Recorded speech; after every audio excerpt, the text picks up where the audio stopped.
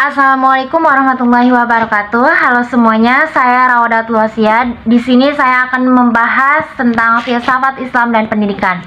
Yang pertama itu sejarah dan konteks filsafat Islam. Nah, sejarah filsafat Islam. Yang pertama, masa awal Islam yang terjadi pada abad ke-7 hingga ke-9. Pada masa ini, filsafat Islam banyak dipengaruhi oleh tradisi Yunani, Persia, dan India. Para cendekiawan Muslim mulai menerjemahkan karya-karya filsuf Yunani seperti Aristoteles dan Plato ke dalam bahasa Arab. Tokoh utamanya yang pertama adalah Al-Kindi, dikenal sebagai filsuf Arab. Ia adalah tokoh yang memulai tradisi filsafat dalam Islam. Ia mencoba menyelaraskan antara filsafat dan ajaran Islam. Yang kedua ada Al-Farabi, berperan penting dalam mengembangkan pemikiran politik dan metafisika dalam filsafat Islam. Ia dianggap sebagai penerus Aristoteles di dunia Islam. Yang kedua, masa keemasan yang terjadi pada abad ke-10 hingga ke-12. Periode ini merupakan puncak perkembangan filsafat Islam. Para pemikir Muslim mencoba menggabungkan antara ajaran Islam dengan filsafat Yunani.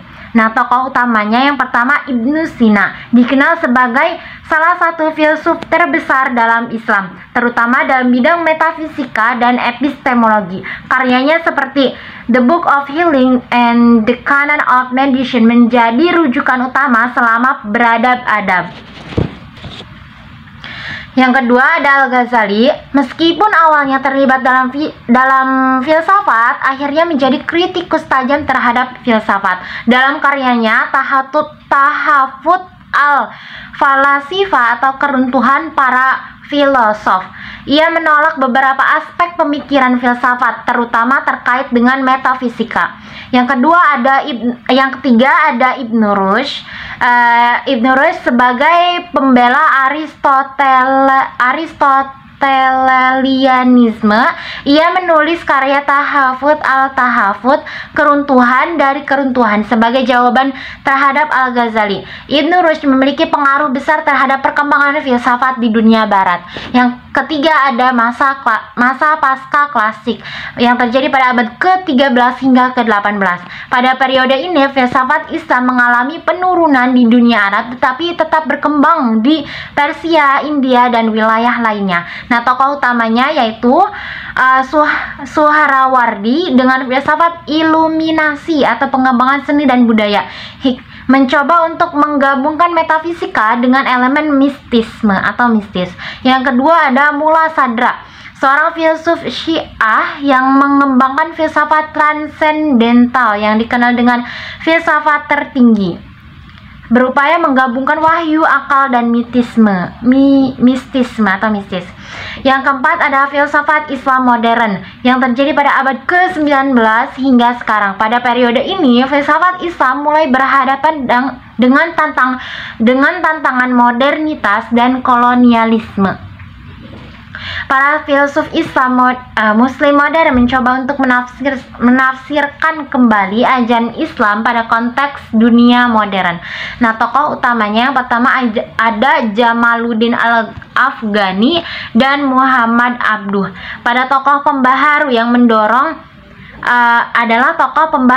mendorong pemikiran rasional dalam Islam.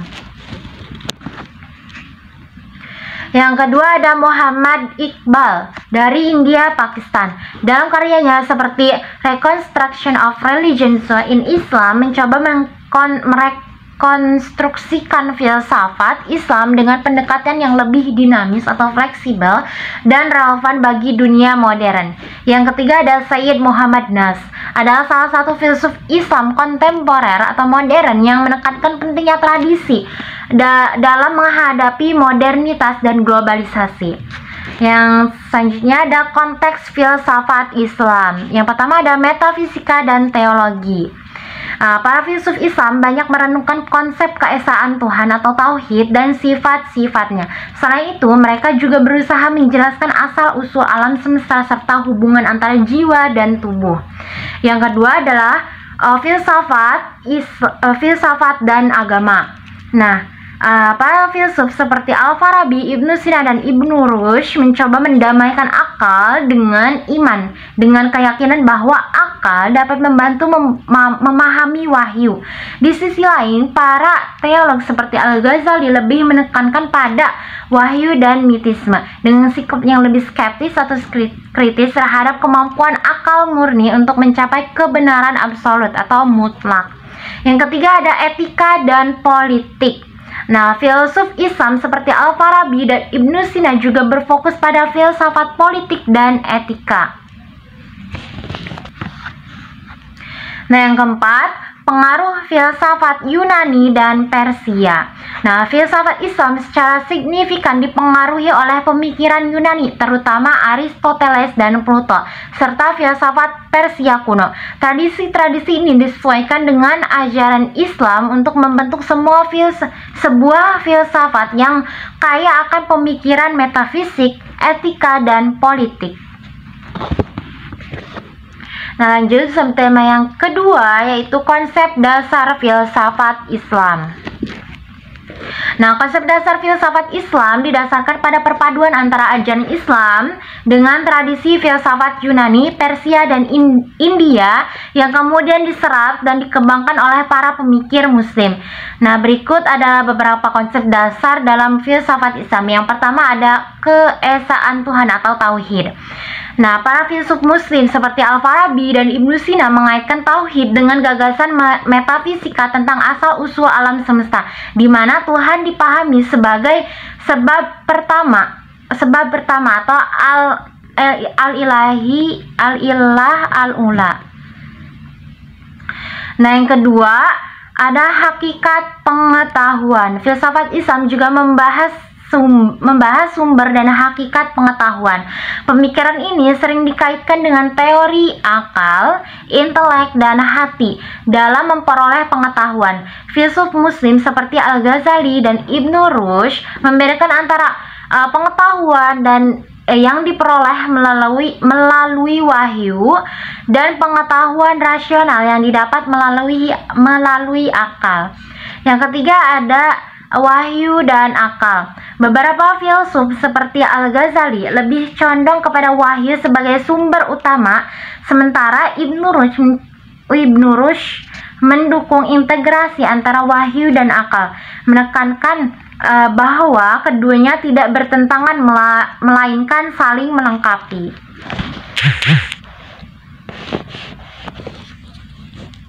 Yang keempat ada metafisika. Nah, metafisika dalam filsafat Islam membahas keberadaan Tuhan, alam semesta, dan hubungan antara keduanya. Yang kelima ada etika dan moralitas. Nah, filsafat Islam juga membahas etika dan moralitas yang seringkali dikaitkan dengan ajaran Islam tentang akhlak atau budi pekerti. Etika dalam filsafat Islam berpusat pada tujuan hidup manusia, yaitu mencapai kebahagiaan melalui penyempurnaan diri dan kedekatan dengan Tuhan. Yang keenam ada kosmologi. Kosmologi Islam membahas struktur alam semesta dan tempat manusia di dalamnya. Yang ketujuh ada keselarasan antara agama dan filsafat. Ibnu Rushd berpendapat bahwa tidak ada kontradiksi antara agama dan filsafat karena keduanya mencari kebenaran yang sama dengan cara yang berbeda.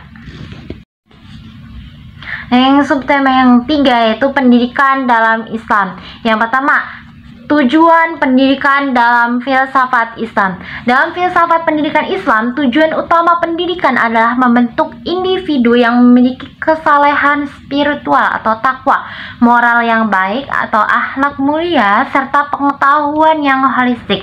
Pendekatan bukan hanya bertujuan pada pengembangan intelektual, tetapi juga pembinaan karakter dan moral. Berikut adalah tujuan pendidikan dalam filsafat Islam. Pertama, takziah an-nafs atau pemurnian jiwa, di mana tujuan pendidikannya adalah untuk menyucikan jiwa. Yang kedua ada al-insan al-kamil, adalah manusia sempurna. yang dimana untuk menciptakan manusia yang seimbang. Yang ketiga ada pengabdian kepada Tuhan. Pendidikannya yang bertujuan membentuk manusia yang bertanggung jawab kepada Allah sebagai khalifah di bumi. Nah, yang kedua ada metodologi pendidikan dalam filsafat Islam.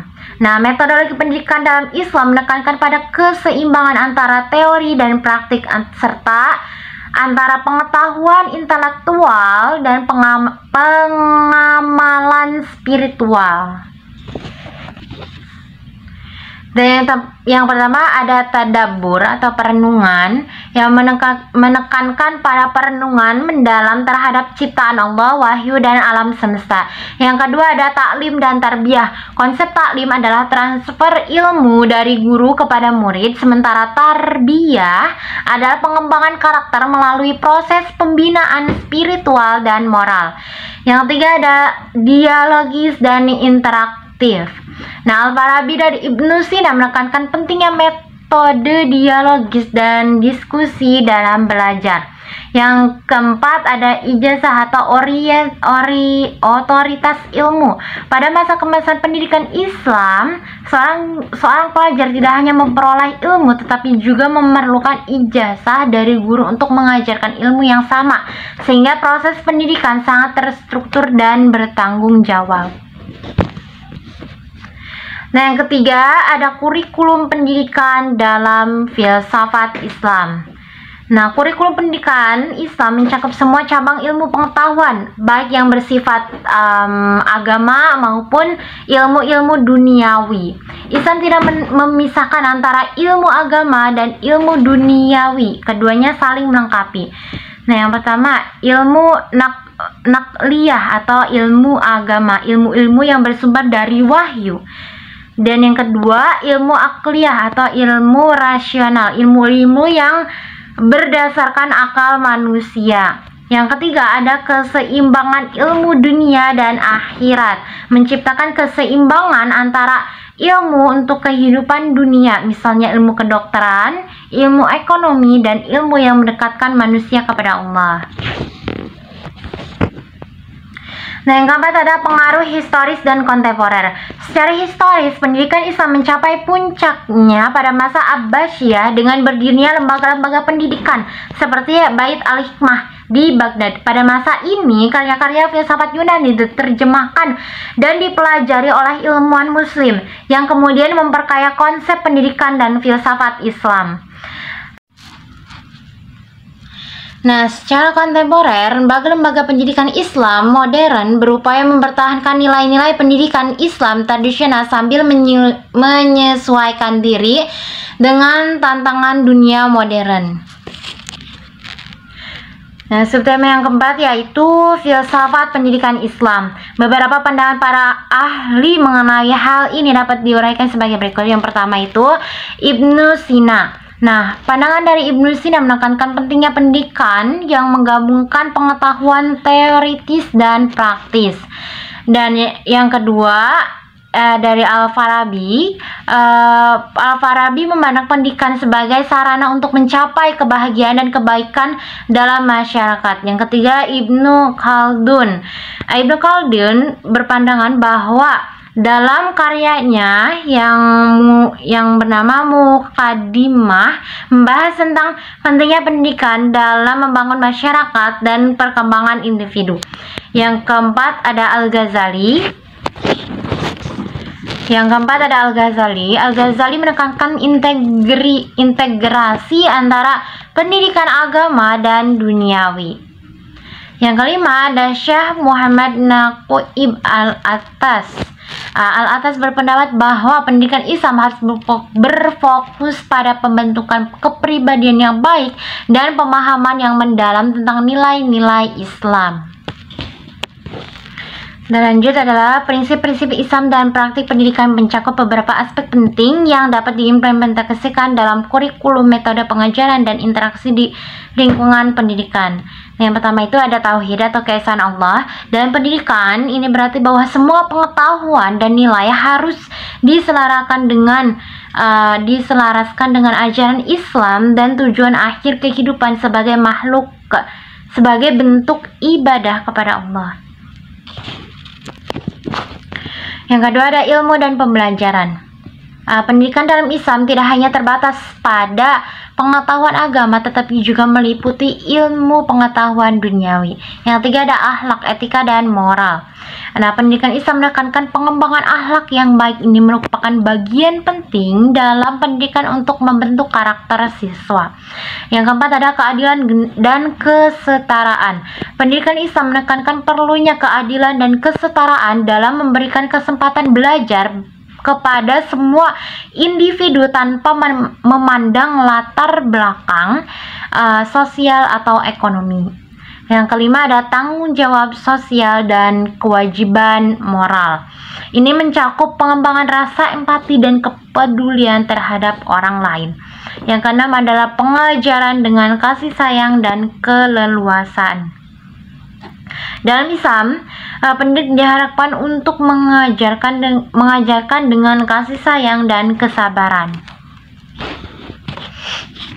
Sebenarnya yang kelima yaitu integrasi filsafat Islam dan pendidikan.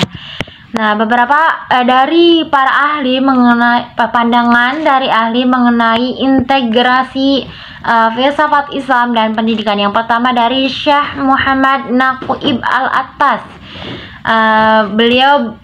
Beliau percaya bahwa pendidikan harus membentuk akhlak dan karakter, bukan hanya pengetahuan semata. Yang kedua ada Ismail Faruqi. Faruqi menyatakan bahwa pendidikan Islam harus didasarkan pada prinsip-prinsip filsafat Islam yang menekankan pada tauhid, keesaan Allah, dan syariah. Yang ketiga ada MH Fadli. Berpendapat bahwa integrasi filsafat Islam dan pendidikan harus memperhatikan aspek epistemologi Islam yang membedakan antara pengetahuan ilmiah dan pengetahuan yang bersifat wahyu. Yang keempat ada G.L. Esposito. Nah, Esposito mengemukakan bahwa pendidikan Islam yang berbasis pada filsafat Islam perlu mengintegrasikan dimensi sosial dan politik dengan prinsip-prinsip agama. Pendidikan harus mencakup pengajaran tentang keadilan sosial dan etika Islam. Nah, selanjutnya filsafat Islam dapat menginformasikan dan memperkaya sistem pendidikan modern serta tantangan yang dihadapi dalam mengintegrasikan nilai-nilai Islam dengan pendidikan kontemporer. Yang pertama, konsep pengetahuan dan pendidikan dalam Islam.